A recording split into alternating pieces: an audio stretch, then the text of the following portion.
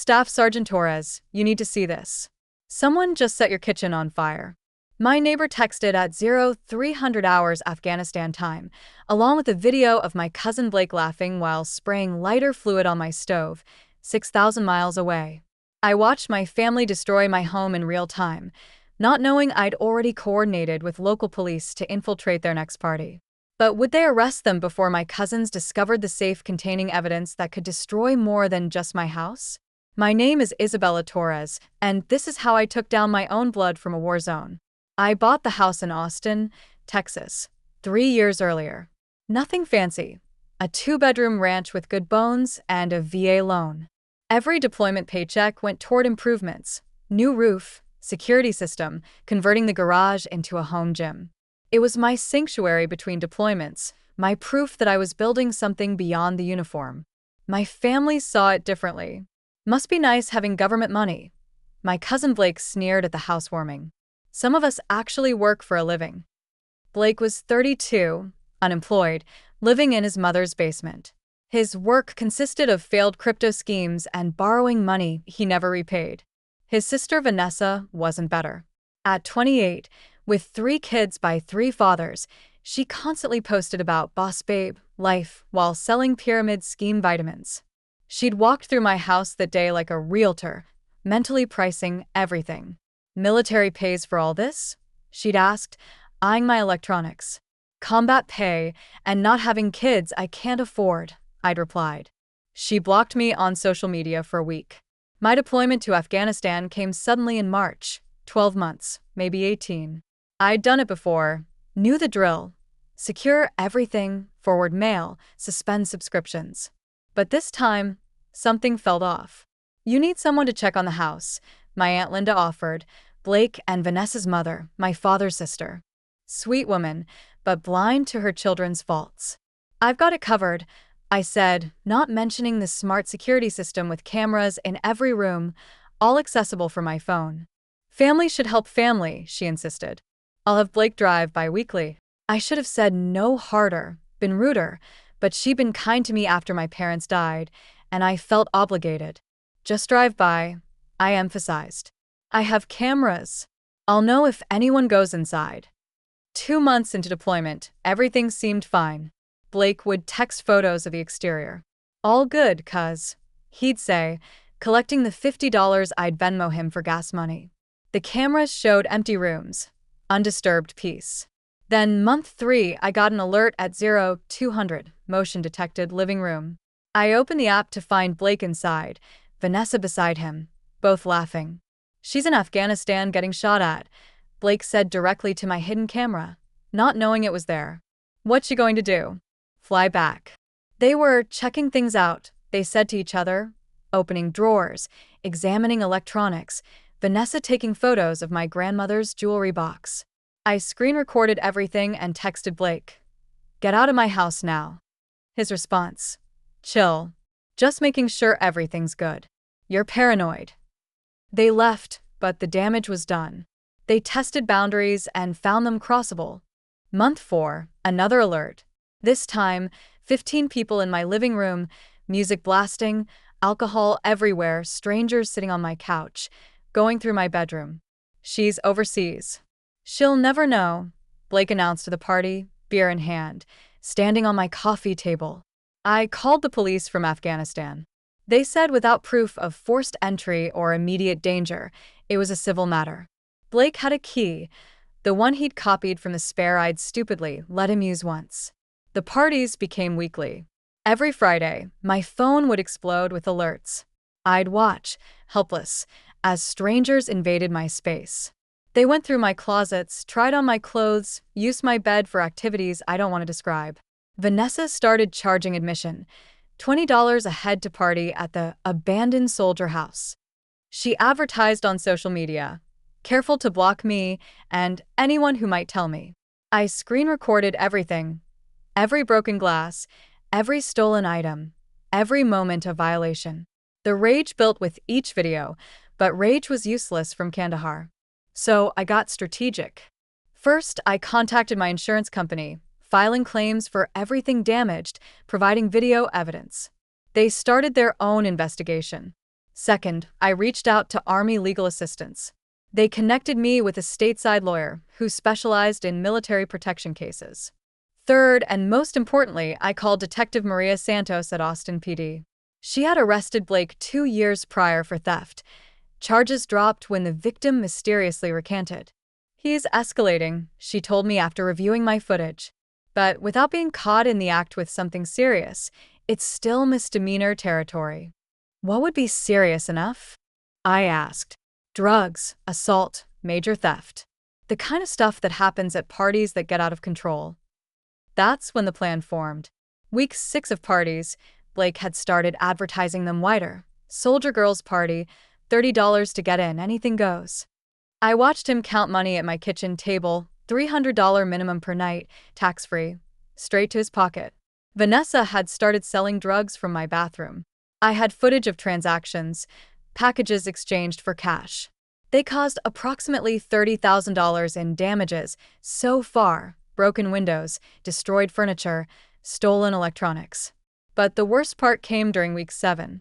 Blake found my military shadow box, the one with my medals, patches, unit coins, gifts from battles, from fallen friends, irreplaceable memories. "Check this out," he laughed, putting on my Purple Heart. "I'm a war hero." He threw my bronze star across the room. Vanessa used my combat patches as coasters. Someone stole my unit coins, 57 of them, each representing a moment, a person, a memory. I sobbed in my bunk in Kandahar, my squad leader finding me at 0400, shaking with rage. "Torres, what's wrong?" I showed her the footage. She watched in silent fury. "You need to end this," she said. "I don't care how." That's when Detective Santos and I developed the real plan. The next party was advertised bigger than ever. Blake promised special entertainment and party favors courtesy of Vanessa's connections. They expected 100 people. What they didn't know was that Detective Santos had shared the social media posts with the narcotics division, or that 15 undercover officers had RSVP'd, or that marked bills would be used for entry fees and drug purchases, or that the moment Vanessa sold to an undercover, the whole house would be raided.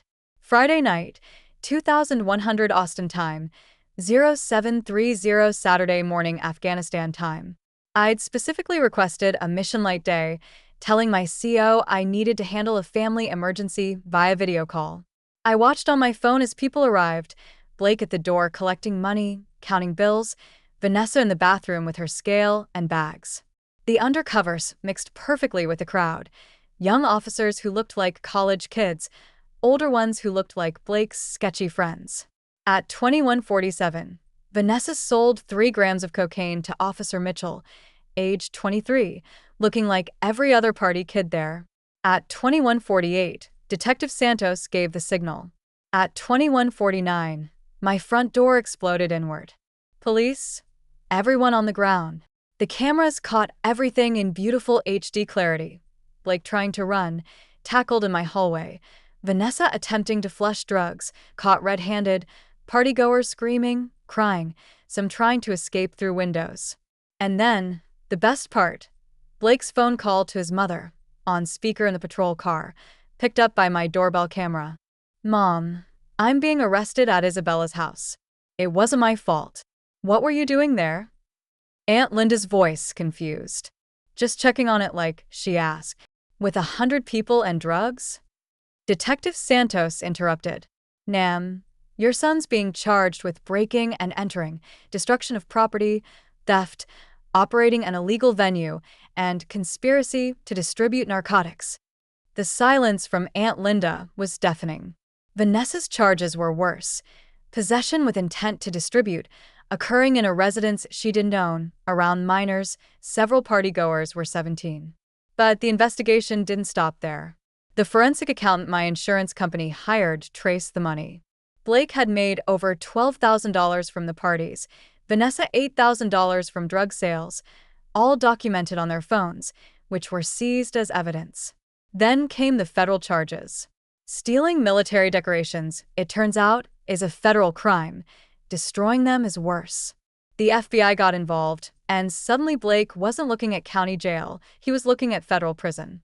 I testified via video link from Afghanistan at their preliminary hearing. The judge, a veteran himself, watched the footage of Blake wearing my Purple Heart as a joke. "Staff Sergeant Torres," he said, "what does that medal represent to you?" I answered, "I got it when an IED hit our convoy, Your Honor." I pulled 2 soldiers from a burning vehicle while injured. One of them died in my arms. That medal has his blood on the back of it. Blake started crying, not from remorse, from fear. And the Bronze Star? Awarded for actions during a 72-hour firefight. We lost 3 good people. That star represents them. The judge's face was stone. Blake got 5 years federal, 3 years state to run concurrently. Vanessa got 7 years state. They were both ordered to pay full restitution, $43,000 plus my legal fees. But the story doesn't end with their arrest. During the investigation, police found something else in my house. My safe had been tampered with. Blake had been trying to break in for weeks. Inside that safe were my parents' death certificates, their military records, both were veterans, and something Blake didn't know about: documentation of the trust fund they'd left me, worth $200,000, designated for a house purchase. Blake had been searching for it. Aunt Linda admitted, after everything came out, that she told Blake about the money years ago, thinking I'd wastefully spent it all on the house. She didn't know I'd only used $60,000 for the down payment, investing the rest. If Blake had gotten into that safe, he would have found the investment accounts, the routing numbers, everything he needed to steal my entire inheritance. That's what he'd really been after. The parties were just opportunity crimes. His real goal was the big score. From my bunk in Afghanistan, I watched the final party through my cameras. Not Blake's party, but mine. Detective Santos and 5 officers who'd worked the case came to fix what they could. They'd raised money among themselves, matched by the department's victim fund. They repaired the walls, replaced broken items, restored my home. Detective Santos placed new medals in my shadow box. Not the originals, those were gone forever, but ones donated by veteran officers who wanted to help. She placed them carefully, respectfully, understanding their weight. "Your home is secure, Sergeant," she said to my camera, knowing I was watching. "We've got your 6. I cried harder than I had during any firefight. When I returned from deployment 8 months later, my house was different, but whole. The neighbors had maintained my yard. A veterans group had installed new security systems. Military grade, they joked. My unit had pooled money to replace what couldn't be recovered. Blake wrote me a letter from federal prison, for pages of excuses, manipulation, fake apologies, ending with a request for me to forgive and forget and maybe put money in his commissary account. I sent it back with 2 words written across it: never again. Vanessa tried to contact me through her mother when she got out on parole after 3 years.